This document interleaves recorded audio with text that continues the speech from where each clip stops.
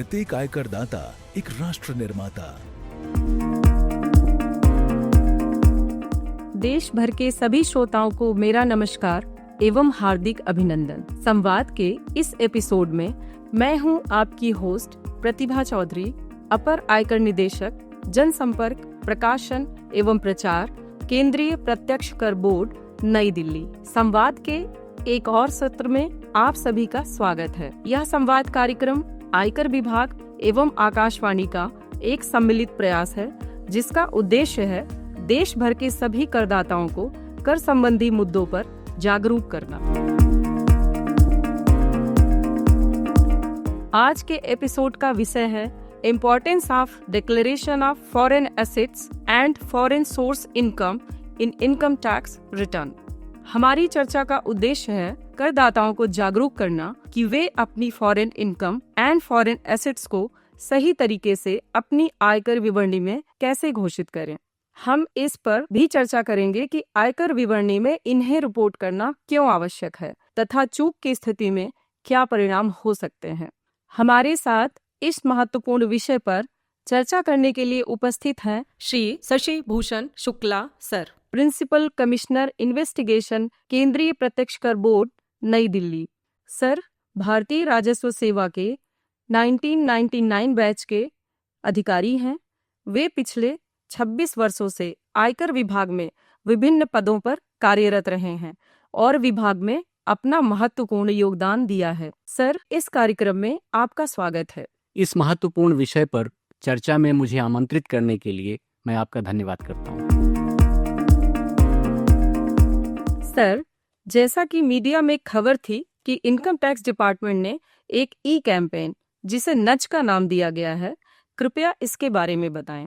Income tax department trust tax payer first की philosophy पर कार्य कर रहा है, जी सर। जिसके तहत करदाताओं को उनके समस्त फाइनेंशियल ट्रांजैक्शन से, जो कि उस साल में किए गए हैं, से अवगत कराता है, ताकि वो अपनी आईटीआर भरते समय उन सभी ट्रांजैक्शंस को देख सकें और अपने इनकम का ब्यौरा सही अपने रिटर्न में दिखा सकें।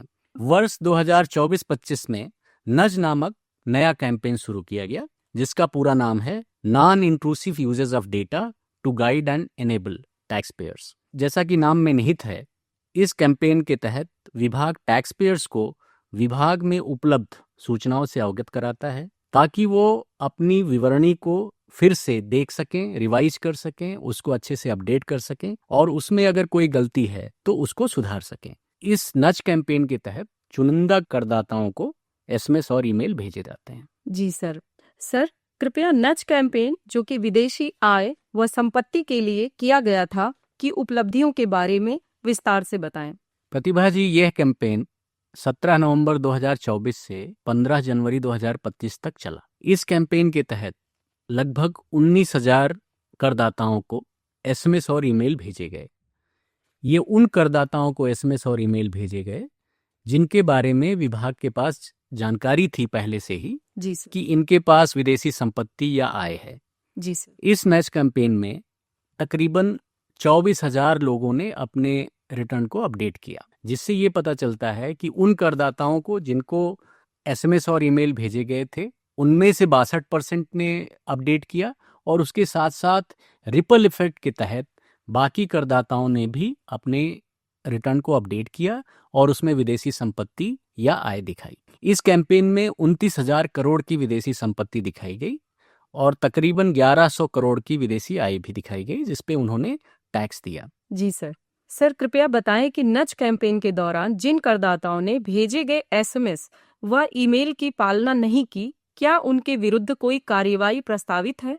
प्रतिभा ji, income tax department trust tax payer first पर काम कर रहा है, लेकिन अगर ट्रस्ट को ब्रीच किया जाता है तो डिपार्टमेंट के पास ऐसे नॉन कंप्लायंट टैक्स पेयर के विरुद्ध विधि सम्मत कार्यवाही करने का अधिकार सुरक्षित है और ऐसे लोगों के खिलाफ समय समय पर विभाग कार्यवाही करेगा। सर, कृपया सीआरएस फाटका के बारे में बताएं। भारत ने अंतर्राष्ट्रीय स्तर पर तकरीबन 123 देशों के साथ करार किया है, जिसको कॉमन रिपोर्टिंग सिस्टम कहते हैं, और साथ ही यूनाइटेड स्टेट्स ऑफ अमेरिका के साथ भी करार किया है, जी sir. Foreign Account Tax Compliance Act के तहत।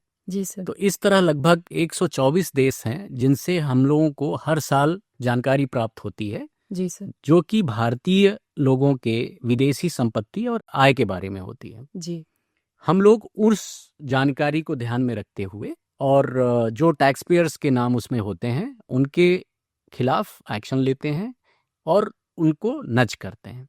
जी इसके अलावा सीआरएस फाटका के भी अलावा एक स्पॉन्टेनियस एक्सचेंज ऑफ इंफॉर्मेशन है, जिसमें भारतीय नागरिकों के बारे में विभिन्न देश हमको जानकारी समय समय पर उपलब्ध कराते हैं और हम उनके खिलाफ जैसा कि कार्रवाई विधि सम्मत होती है हम लोग करते हैं। जी सर। सर, यदि किसी करदाता ने अपनी मूल आयकर विवरणी में फॉरेन एसेट्स या विदेशी आय को शेड्यूल एफए और एफएसआई में रिपोर्ट नहीं किया है या निर्धारित तिथि तक अपनी आईटीआर नहीं दाखिल की है, तो उसके लिए भी कोई ऑप्शन उपलब्ध है? प्रतिभा जी, करदाताओं को रिटर्न भरते समय ध्यान रखना चाहिए कि वो अपनी विदेशी संपत्ति और आय पूरी तरह घोषित करें। लेकिन मान लीजिए कि अगर मूल विवरणी में ऐसी कोई विदेशी संपत्ति छूट जाती है जी। या आय छूट जाती है, जी तो आयकर अधिनियम में वो लोग अपने रिटर्न को रिवाइज कर सकते हैं जी और बिलेटेड रिटर्न भी फाइल कर सकते हैं। ये ऑप्शन उनको 31 दिसंबर तक उपलब्ध रहता है। जी, बहुत अच्छा बताया सर आपने। सर, कृपया हमारे श्रोताओं को फॉरेन एसेट्स व फॉरेन सोर्स इनकम को आईटीआर में रिपोर्ट करने से संबंधित प्रावधानों के बारे में बताएं और यह भी बताएं कि आईटीआर में यह घोषित करना क्यों आवश्यक है। ऐसे सभी टैक्स पेयर्स जो भारत के निवासी हैं, उनको अपनी आयकर विवरणी में अपनी समस्त चल व अचल विदेशी संपत्ति या कोई और फाइनेंशियल एसेट है जी जिस पर उनका मालिकाना हक है जी या वो उसके बेनिफिशियल ओनर हैं या कि सिग्नेटरी हैं, जी वो दिखाना होता है। उसका स्पष्ट उल्लेख उनको शेड्यूल एफए और शेड्यूल एफएसआई जो कि रिटर्न में दिया गया है जी उसमें उनको दिखाना चाहिए। और कैसे दिखाना है, ये step by step guide department की वेबसाइट पर भी उपलब्ध है। यहाँ पर मैं ये बताना चाहूँगा कि ऐसे करदाता जिनके पास कोई विदेशी संपत्ति या आय है, उनको ITR 1 व ITR 4 नहीं भरना चाहिए। उनको अन्य ITR जैसे ITR 2, 3 या जो कॉरपोरेट हैं उनको ITR 6 वो चयन करना चाहिए। जी मैं ये भी कहना चाहूँगा कि निवासी करदाता जिन्होंने विदेशी संपत्ति या आय पूरी तरह अपने रिटर्न में डिस्क्लोज नहीं किया है, जी उनके विरुद्ध ब्लैक मनी एक्ट 2015 के तहत कार्रवाई की जा सकती है, जिसमें उनके इनकम का असेसमेंट किया जा सकता है। साथ ही 10 लाख तक की पेनल्टी लगाई जा सकती है और प्रोसिक्यूशन भी इनिशिएट किया जा सकता है। इसलिए मेरी सलाह है कि सभी करदाता रिटर्न भरते समय अपनी विदेशी संपत्ति व आय का उल्लेख जरूर करें। जी, जैसा कि अभी आपने निवासी करदाता का जिक्र किया, कृपया इसकी व्याख्या करें। निवासी करदाता किसे कहते हैं? देखिए, आयकर अधिनियम में धारा 6 है जिसमें निवासी करदाता की परिभाषा दी गई है। जी अगर हम लोग सरल शब्दों में कहें तो कोई भी व्यक्ति जो कि पिछले वर्ष में 182 दिन या उससे ज्यादा भारत में रहा हो, वो निवासी करदाता की श्रेणी में आता है। या फिर पिछले 4 वर्षों में 365 दिन रहा हो और विगत वर्ष में जिस वर्ष का वो रिटर्न भर रहा है उसमें कम से कम 60 दिन रहा हो, तो निवासी करदाता बन जाता है। जी और ऐसे निवासी करदाताओं को विदेशी संपत्ति या आय दिखाना जरूरी होता है। कृपया ये बताएं कि यदि किसी करदाता की इनकम टैक्सेबल लिमिट से कम है या उसकी उस विदेशी संपत्ति से कोई आय नहीं है, तो क्या उसे भी इनकम टैक्स रिटर्न और शेड्यूल एफए व एफएसआई भरना होगा? जी हाँ, ऐसे प्रत्येक रेजिडेंट टैक्स पेयर जिनका किसी विदेशी संपत्ति में निवेश है या विदेशी स्रोत से आय है, उनको अपने इनकम टैक्स रिटर्न में शेड्यूल एफए और एफएसआई भरकर अपने ऐसी संपत्ति या आय को दिखाना जरूरी है, भले ही उनकी लिमिट से कम आय हो। जी सर। कृपया ये बताएं कि क्या नज के तहत विदेशी संपत्ति या विदेशी आय के अलावा और विषयों पर भी लागू है? जी, नज एक बड़ी कॉम्प्रिहेंसिव फिलॉसफी के तहत शुरू किया गया है। इसका उद्देश्य है कि जो डेटा हमारे पास उपलब्ध है उसको यूज कर करके हम टैक्स पेयर्स को ये बताएं कि वो उनसे कोई चीज विवरणी में छूट गई है जी या उनका क्लेम कोई ऐसा है जो कि गलत हो गया है जी और वो उसको सुधार सकें। ये सुधारने का उनको एक अवसर दिया जा रहा है। तो मैं ये बताना चाहूँगा कि पिछले वर्ष जब से नज कैंपेन शुरू हुआ है, हमने ऐसे लोगों को नज किया है जिन्होंने अपनी गलत कृषि आय दिखाई जी या जिन्होंने गलत डिडक्शन क्लेम किया विभिन्न सेक्शंस में, जी या जिन्होंने चंदे दिए हैं पर उनका प्रॉपर रिसीट नहीं है, या गलत संस्थाओं को चंदे दिए हैं, जी जी या जिन्होंने टीडीएस का क्लेम गलत किया है, जी या जिन्होंने क्रिप्टो करेंसी में इन्वेस्ट किया है पर उन्होंने क्रिप्टो करेंसी अपने रिटर्न में दिखाया नहीं है, जी या जिन्होंने एचआरए गलत क्लेम कर लिया है, इन समस्त करदाताओं को पिछले वर्ष नज किया गया और उनमें से बहुत सारे लोगों ने अपडेट कर लिया, कुछ लोगों को ई वेरिफिकेशन में लिया गया, जी पर जिन्होंने इसका कंप्लायंस नहीं किया उनमें से कई करदाताओं को अब हम लोग स्क्रूटनी में भी सिलेक्ट कर लिए हैं। ये मैं बताना चाहूँगा कि नज कैंपेन के तहत तकरीबन 89 लाख टैक्स पेयर्स ने अपनी विवरणी को अपडेट किया है और तकरीबन 9,500 करोड़ रुपए का अतिरिक्त कर जमा किया है। सर, अब हम आपसे ये जानना चाहते हैं कि अपडेटेड रिटर्न के प्रावधान क्या हैं, साथ में ये भी बताएं कि क्या हर करदाता अपडेटेड रिटर्न भर सकता है।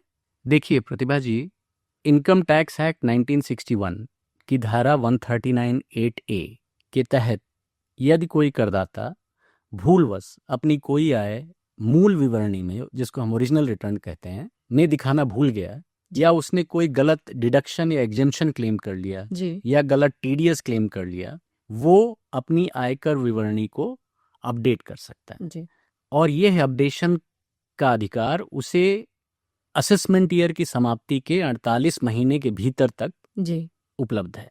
जी किंतु यह प्रावधान विदेशी संपत्ति या विदेशी आय के संबंध में लागू नहीं है। अतः ऐसे करदाता जिनकी विदेशी स्रोत से आय है या जिनकी विदेश में संपत्ति है, उन्हें यह जागरूक करने की जरूरत है कि वो अपनी मूल विवरणी या रिवाइज्ड विवरणी में ही शेड्यूल एफए और एफएसआई भरकर विदेशी संपत्ति और आय को दिखाएं। जी सर, अंत में आप टैक्स पेयर्स को क्या सलाह देना चाहेंगे। मैं समस्त करदाताओं को यह कहना चाहता हूं कि income tax department trust tax payer first and scrutinize later की फिलॉसफी पर कार्य कर रहा है। अतः हर करदाता का यह दायित्व बनता है कि वो अपनी सही और संपूर्ण आय दिखा करके विभाग के ट्रस्ट को और मजबूत करे। टैक्स पेयर द्वारा यदि कोई इनकम विवरणी दिखाने से रह गई है या कोई डिडक्शन या एग्जेम्पशन ज्यादा या गलत क्लेम कर लिया है, जी तो अपने रिटर्न को अपडेट कर सकता है। रिटर्न अपडेट करने पर उसे अलग से कोई पेनल्टी देना नहीं पड़ता है। जी यहाँ पर मैं ये भी बताना चाहूँगा कि विभाग नज कैंपेन व ई वेरिफिकेशन के तहत एसएमएस और ईमेल भेजता है, और उसको अगर करदाता देख करके अपने रिटर्न को रिवाइज कर लें तो ऐसे केसेस स्क्रूटनी असेसमेंट में नहीं लिए जाते जी और उनको ज़्यादा कर भी नहीं चुकाना पड़ता और पेनल्टी और प्रोसिक्यूशन से भी बचत होती है।